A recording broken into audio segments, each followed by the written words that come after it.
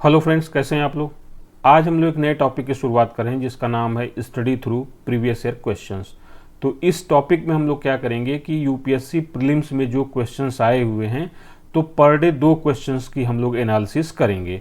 तो इस टॉपिक में हम लोग ये करेंगे कि एक दिन ज्योग्राफी के टॉपिक्स होंगे या 2 क्वेश्चंस होंगे, फिर उसके अगले दिन पॉलिटी के 2 क्वेश्चंस होंगे। तो इस तरह से हम लोग इसको अल्टरनेट तरीके से पढ़ते जाएंगे और सबसे पहले 2023 के क्वेश्चंस की एनालिसिस करेंगे, फिर 2023 के जब क्वेश्चंस खत्म हो जाएंगे तो फिर 2022 के क्वेश्चन की एनालिसिस करेंगे। तो इस तरह से हम लोग इसको पढ़ते जाएंगे और डेली 2 क्वेश्चंस रहेंगे। 2 क्वेश्चन रखने का मेरा मेन उद्देश्य ये था कि आप इसको बहुत बर्डन लेकर ना पढ़िए, बहुत आराम से 2 क्वेश्चन आपको याद भी हो जाएंगे। और याद करने का तरीका सबसे अच्छा इसका यही है कि आप 2 क्वेश्चन देखिए, जो मैं उस क्वेश्चन के आगे पीछे या अगल बगल की चीज़ों के बारे में बताऊंगा तो उसको भी आप याद करके नोट्स बना सकते हैं। तो इससे आपको बहुत बेनिफिट होने वाला है। देखिए, प्रीवियस क्वेश्चन को पेपर को आप हल्के में मत लिया कीजिए कि ये तो आ चुका है, कंपटीशन रिपीट नहीं करता है क्वेश्चन, बट टॉपिक तो रिपीट करता है ना। और जब आप प्रीवियस ईयर के क्वेश्चन करेंगे तो जाहिर सी बात है कि एक बहुत बड़ा बेनिफिट इसका ये होता है कि कमीशन के ट्रेंड को हम लोग क्या करने लगते हैं, पकड़ने लगते हैं। और जो ह्यूमन एरर करते हैं, जैसे क्वेश्चन के शब्द में ही कुछ ऐसी गलतियां होती हैं या हम जल्दीबाजी में होते हैं कि ह्यूमन एरर कर देते हैं, तो उस ह्यूमन एरर की जो प्रोबेबिलिटी है वो बहुत कम हो जाएगी। तो हमारी जो एक्यूरेसी है ना वो बहुत ज़्यादा बढ़ जाएगी। और दूसरा कि जब प्रीवियस ईयर के क्वेश्चन को सॉल्व करेंगे तो हम लोग आसपास के जो फैक्ट्स हैं या जो कॉन्सेप्ट हैं उनको भी समझते हुए चलेंगे। तो इस टॉपिक को हम लोग समझते हुए बहुत अच्छे तरीके से कर लेंगे। और 2 क्वेश्चन देने का सबसे बड़ा रीजन ये है कि एक समझ लिए कि आप बहुत बर्डन भी नहीं लेंगे। तो जैसे आप रील देख के इंजॉय करते हैं वैसे इसी को रील समझ के इंजॉय कीजिएगा। कुछ मिनट्स के होंगे तो आप इसको अच्छी तरीके से कर सकते हैं, ठीक है। तो आज के टॉपिक की शुरुआत हम लोग करते हैं। तो पहला हम लोग का जो रहेगा वो फिजिकल ज्योग्राफी से रहेंगे, क्वेश्चंस 2 जो 2023 में पूछे गए थे यूपीएससी में, ठीक है। चलिए तो अपने क्वेश्चन पे आते हैं हम लोग। पहला क्वेश्चन है, निम्नलिखित कथनों पर विचार कीजिए। पहला कथन इसमें है, भूकंप लेखी जिसको सिस्मोग्राफ कहते हैं, मतलब इस पे भूकंप का अंकन किया जाता है, में यस तरंगों से पूर्व पी तरंगें अभिलिखित की जाती हैं, ठीक है। ये कथन बिल्कुल सही है। दूसरा कथन देखते हैं, पी तरंगों में अलग अलग कण तरंग प्रसार की दिशा में आगे पीछे कंपन करते हैं, बिल्कुल ये भी सही है। जबकि यस तरंगों में कण तरंग प्रसार की दिशा के समकोणीय ऊपर नीचे कंपन करते हैं, ये कथन भी सत्य है। अर्थात इस प्रश्न के दोनों कथन क्या हैं, सत्य हैं, इसलिए उत्तर क्या हो जाएगा, सी हो जाएगा। अब थोड़ा सा इसकी डिटेलिंग देखते हैं हम लोग। अब यहाँ पर देखिए कि जैसे पृथ्वी है और पृथ्वी में क्या है ना कि जहाँ पे भूकंप उद्गम होता है, जहाँ पे भूकंप उत्पन्न होता है, जाहिर सी बात है कि धरातल से नीचे ही कहीं उद्गम होगा, चाहे 10 किलोमीटर नीचे हो और चाहे 700 किलोमीटर नीचे हो। अब तक 750 किलोमीटर की गहराई वाला भूकंप देखा गया है। तो जहाँ पे भूकंप उत्पन्न होता है उसको कहते हैं सिस्मिक फोकस, या उसको कहते हैं भूकंप उद्गम केंद्र। और धरातल पर जहां भूकंप सबसे पहले महसूस किया जाता है धरातल पर, उसको बोलते हैं अधिक केंद्र या ईपी सेंटर। तो जाहिर सी बात है कि ये जो सिस्मिक फोकस जोन है जहां पे भूकंप उत्पन्न होता है, यहां से 2 प्रकार की तरंगें निकलती हैं। एक तरंग होती है पी तरंग जिनको प्राथमिक तरंगे कहते हैं, और दूसरी होती है एस तरंग जिनको द्वितीयक तरंगे कहते हैं, ठीक है। तो ये हम लोग जान लिए कि कैसे हैं। तो ये जो पी तरंगे और एस तरंगे हैं ये पृथ्वी के सभी भागों में संचरण करती हैं, लेकिन इन तरंगों की अलग अलग प्रॉपर्टी होती है। पी की कुछ अलग विशेषता होती है और एस की कुछ अलग विशेषता होती है। 2 अन्य तरंगे भी होती हैं जिनको रिले तरंग और एल तरंग या सरफेस तरंग भी बोलते हैं। तो अब इनके बारे में थोड़ा सा हम लोग देखते हैं क्या क्या होता है। तो सबसे पहले क्वेश्चन पे आ जाते हैं कि कथन 1 सही है, जिसमें कथन 1 क्या था कि भूकंप लेखी में यस तरंगों से पूर्व पी तरंगें अभिलिखित की जाती हैं। अब यहाँ पर देखिए, पी तरंगें जिन्हें प्राथमिक तरंगें या प्राइमरी वेव्स कहा जाता है, ठीक है, कि औसत गति, पी तरंगों की औसत गति सबसे अधिक होती है। ये 60 से 8 किलोमीटर पर सेकंड की गति होती है। यह ठोस, द्रव तथा गैस तीनों माध्यमों में संचरण करती हैं। यह सिस्मोग्राफ पर सबसे पहले अंकित की जाती हैं। जाहिर सी बात है कि सबसे ज़्यादा तेजी से ही संचरण करती हैं, तो इन्हें सिस्मोग्राफ पर सबसे पहले अंकित किया जाता है। इन्हें संपीड़नात्मक तरंगे जिसको कंप्रेशनल वेव्स भी कहा जाता है, यह अनुदैर्ध्य तरंगे, दोनों इनको कहा जाता है, जो ध्वनि तरंगों की भांति संचरण करती हैं। यानी कि ये तरंगे इस तरह से संचरण करती हैं, इस तरह से संचरण करती हैं, ठीक है, आगे पीछे संचरण करती रहती हैं। अब दूसरा कथन भी सही है, जो कहा गया है दूसरा कथन किसके बारे में कहा गया है?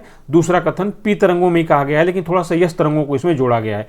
पी तरंगों में अलग अलग कण तरंग की दिशा में आगे पीछे, जैसे मैंने बताया ना कि पी तरंगें ऐसे ऐसे चलती हैं, ऐसे ऐसे चलती हैं, जबकि यस तरंगों में कण तरंग प्रसार की दिशा के समकोणीय ऊपर नीचे चलती हैं, मतलब यस तरंगें ऐसे ऐसे चलती हैं, ऐसे ऐसे चलती हैं। तो इसीलिए कहा जाता है कि पी तरंगों की अपेक्षा यस तरंगें ज़्यादा विध्वंसक होती हैं। अब इसको थोड़ा और डिटेल से हम लोग इन तरंगों के बारे में देखते हैं कि ये तरंगें कैसे चलती हैं।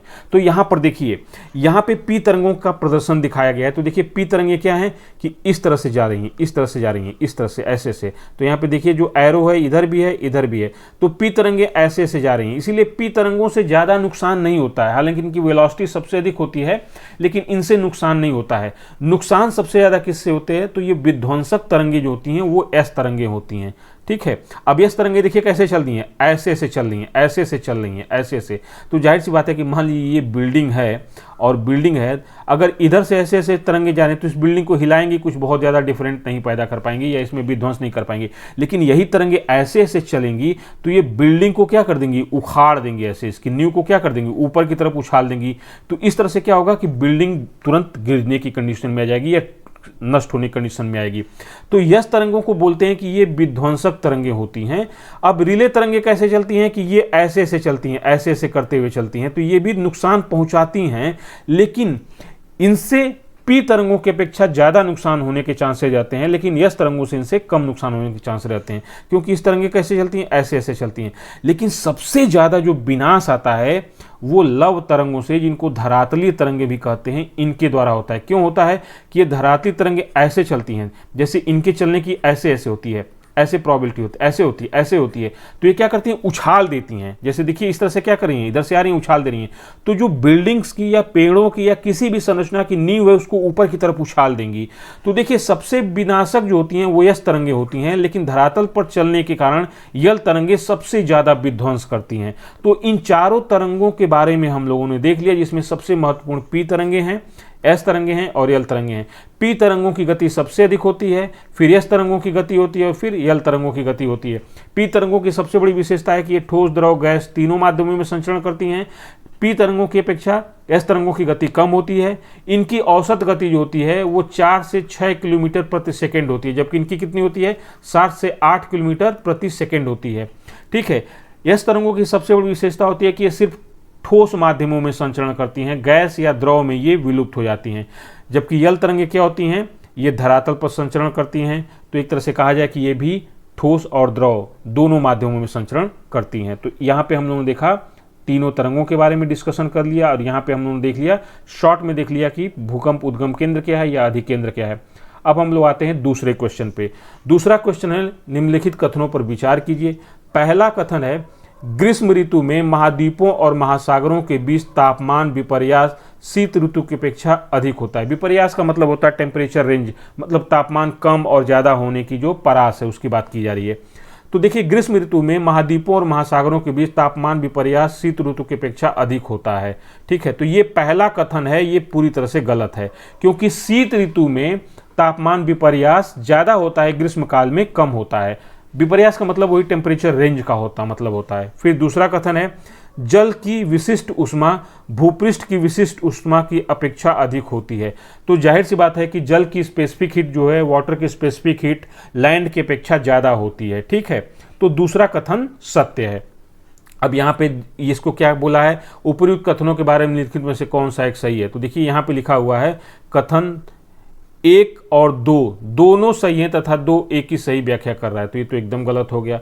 यहाँ पे कथन 1 और 2 दोनों सही हैं तथा 2 एक ही सही व्याख्या नहीं कर रहा है, ये भी गलत हो गया। यहाँ पे क्या होगा कि यहाँ पे देखिए पहला कथन एकदम गलत है, दूसरा कथन सही है, तो यहाँ पे डी आंसर हो जाएगा कि कथन 1 गलत है किंतु कथन 2 सही है। अब इसकी थोड़ी सी व्याख्या देख लेते हैं हम लोग। तो देखिए क्या होता है ना कि कथन 1 जो है वो गलत है। यह कथन गलत है क्योंकि महाद्वीपों महासागरों के बीच तापमान का अंतर गर्मियों की जगह सर्दियों के दौरान अधिक होता है। ठीक है, ये जगह लिख लीजिएगा कि जगह अधिक होता है। कथन 2 सही है। विशिष्ट उष्मा किसी पदार्थ के तापमान को, अब देखिए स्पेसिफिक हीट क्या होती है, विशिष्ट उष्मा क्या होती है। विशिष्ट उष्मा का मतलब है किसी पदार्थ के 1 ग्राम 1 ग्राम पदार्थ के 1 डिग्री सेल्सियस तापमान बढ़ाने के लिए जो आवश्यक ऊर्जा होती है वही उस वस्तु के क्या है, विशिष्ट ऊष्मा है। तो पृथ्वी पर जितनी वस्तुएं हैं ना, चाहे द्रव हैं, चाहे ठोस हैं, चाहे गैस हैं, सबकी विशिष्ट ऊष्मा अलग अलग होती है। अब उसमें क्या होता है कि विशिष्ट ऊष्मा जो होती है वो जल की अधिक होती है, लगभग पानी की अपेक्षा, जल स्थल की अपेक्षा जो शुष्क भूमि है उसकी अपेक्षा जल की विशिष्ट ऊष्मा 4 से 5 गुना अधिक होती है। अब इसको जानने के लिए हम लोग कैसे कर सकते हैं कि देखिए, इसको हमने वही बताया, किसी वस्तु की मतलब 1 ग्राम की मात्रा को 1 डिग्री सेल्सियस तापमान तक गर्म करने के लिए आवश्यक ऊष्मा की मात्रा क्या है, विशिष्ट ऊष्मा है। तो ये क्या होता है ना कि अब देखिए यहां पे 1 ग्राम जल का तापमान 1 डिग्री सेल्सियस तक बढ़ाने के लिए लगभग 4.184 जूल ऊष्मा की आवश्यकता होती है, जबकि शुष्क स्थल भाग है वो इससे 5 गुने कम में ही उतने डिग्री सेल्सियस तक तापमान बढ़ जाएगा उसका। ठीक है, तो अब ये होता है कि जल की विशिष्ट ऊष्मा क्यों अधिक होती है। तो जल की विशिष्ट ऊष्मा इसलिए अधिक होती है क्योंकि इसकी आणविक संरचना और हाइड्रोजन बॉन्डिंग की उपस्थिति के कारण होती है। इसमें मुख्य रूप से जल की विशिष्ट ऊष्मा क्यों होती है, आणविक संरचना और हाइड्रोजन बॉन्डिंग की उपस्थिति के कारण होती है, जो पानी को ऊष्मा ऊर्जा की एक महत्वपूर्ण मात्रा को अवशोषित करने और संग्रहित करने की अनुमति देती है, या उसको एक विशिष्ट रूप से उसको स्पेसिफिक बना देती है कि वो अधिक से अधिक ऊष्मा की मात्रा को क्या कर सके, अवशोषित कर ले और अपने अंदर संचित कर ले, जिसको हम लोग विशिष्ट रूप से क्या बोल लेते हैं, स्पेसिफिक हीट बोलते हैं। और यही जो होता है वो लिटेंट हीट के रूप में होता है, गुप्त ऊष्मा के रूप में होता है। तो यहां पर दोनों क्वेश्चन के बारे में हम लोगों ने डिस्कशन कर लिया।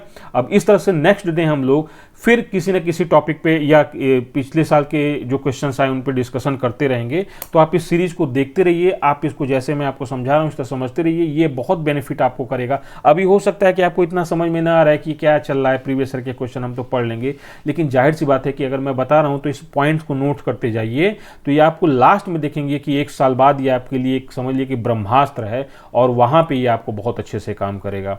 चलिए फिर मिलते हैं नेक्स्ट डे नेक्स्ट टॉपिक के साथ। Thank you.